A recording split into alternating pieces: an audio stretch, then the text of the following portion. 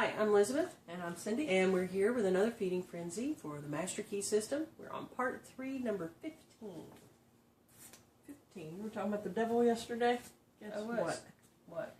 It is this personal devil which makes men fear the past. No way. The present and the future. Wow.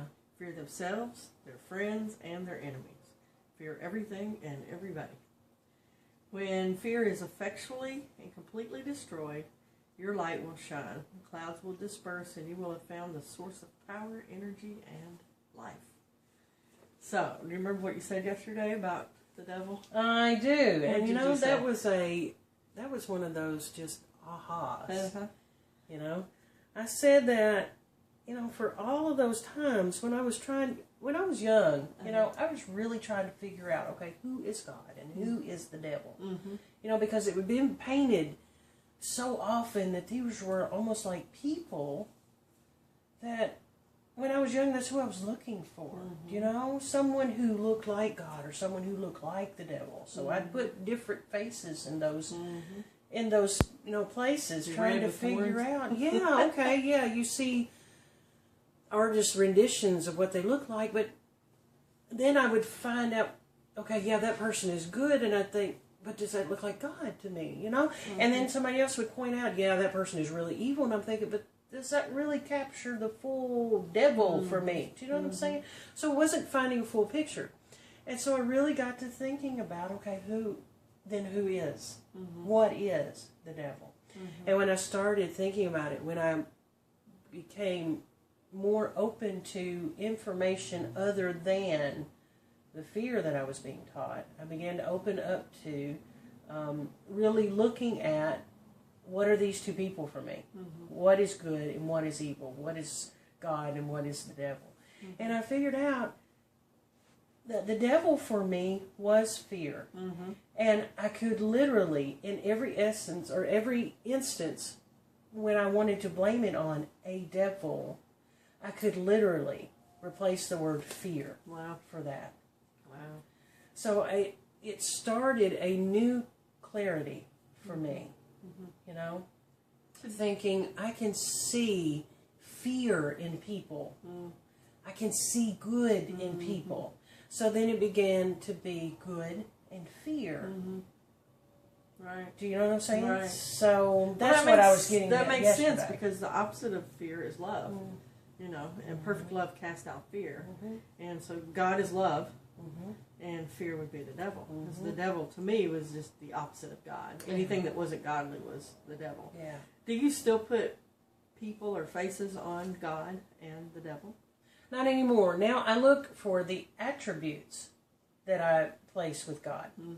The goodness and the wholeness and the love. So you don't see God as a positivity. Person? No, no longer.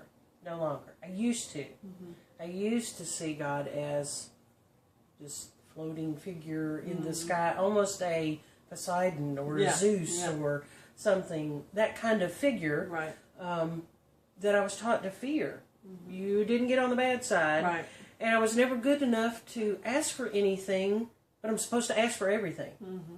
It didn't make any sense to me. Yeah. It absolutely didn't make any sense. It absolutely was confusing. But when I started getting into, like you said, the new thought, I started looking for more attributes of what does God mean to me? Well, God to me is love. Right. And just love. And all things that are good and positive and, you know, that kind of thing. So now I can see attributes of God in people. Right. So, no, I don't see God as a person. I see God as more of a feeling. Right. As love. Right. So when I look at someone, I can either see love or fear, but I'm not. But I'm not still searching for a person. Right. I think people's perception of love or definition of love has gotten so watered down that they don't recognize that as God, or vice versa. You know, people don't understand what true love is anymore. Right. Like, hopefully they did at one point, but anyway, this is talking about fear. And it's calling it a personal devil.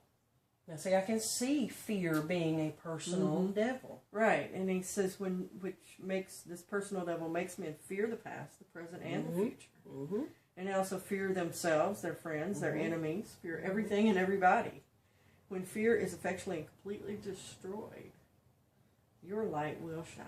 So that, we were asking the question of how do you get your light to shine?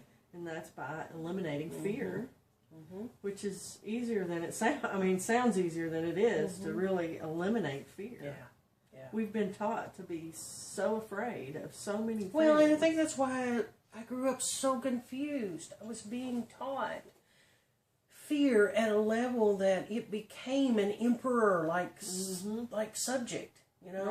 Right. I think it was blown up into a proportion where I couldn't even touch it, never mind defeat it. Right. It wasn't something that I could even get close to. Edwin's story of the little baby with the spider and how the mom screams, which programs every cell of the baby's body in the fear, you know. And I think of that quite often when I think about fear. We've been so programmed to fear so many things, from success to failure to the bills, you know. Everything that it's really hard. God even. Yeah, it's really hard to get the fear completely gone. I don't know that it's even possible anymore. But if we could get rid of all the fear, then our light would shine. The clouds would disperse and we would have found the source of power, energy, and life. So God is the opposite of fear. And I think through my studies of the Bible, we were talking earlier on the other study about the red letter edition of the Bible, which is Jesus' word.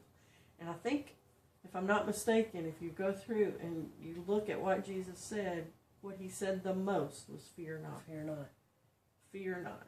And I always thought that was just a saying back then, but it wasn't. I think he was trying to tell us, if you'll get rid of the fear, just get rid of the fear, get rid of the fear, everything else will fall into place. So that should be our objective, is just get rid of the fear. Get rid of my fear. Yeah, really good stuff. That's good stuff. Shrink. Shrink.